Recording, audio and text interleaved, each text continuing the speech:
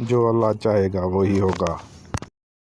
جو اللہ کے ولی ہوتے ہیں، اللہ کے دوست ہوتے ہیں، ان کے نہ کوئی خوف ہوتا نہ حزن ہوتا۔ خوف کس بات کا ہوگا؟ وہ جو اللہ چاہے گا، اور جو کچھ اللہ چاہے گا اس میں کوئی نہ کوئی خیر ہوگا، چاہے فوری طور پر مجھے نظر نہ آئے۔ قرآن کہتا ہے سورہ بقرہ میں عسیٰ ان تکرہوا شیئا وہو خیر لکم وعسیٰ ان تحبوا شیئا وہو شر لکم۔ عین ممکن ہے کہ تم کسی چیز کو ناپسند کرو درحالے کہ اسی میں تمہارے لیے خیر ہو، اور عین ممکن ہے کہ تم کسی چیز کو پسند کرو درحالے کہ اس میں تمہارے لیے شر ہو۔ اللہ یعلم وانتم لا تعلمون، اللہ جانتا ہے تم نہیں جانتے۔ تم افعال و اعمال و احوال و واقعات کے ظاہر کو دیکھتے ہو، اس سے متاثر ہو جاتے ہو۔ اس کے پردے میں کیا مشیت اذنی ہے، کیا ارادہ خداوندی ہے، اس کے پشت پر کیا چیز ہے جو اللہ تعالیٰ کو مطلوب ہے، یہ ہمیں نظر نہیں آتا۔ وی آر شارٹ سائٹڈ، ہماری نگاہ جو ہے بس کچھ دور تک جاتی ہے، اس سے آگے نہیں جاتی۔ لہذا افعال و اعمال و احوال و واقعات کے صرف ظاہر پر ہماری نگاہ ہے، باطن پر تو ہے ہی نہیں۔ لہذا ہم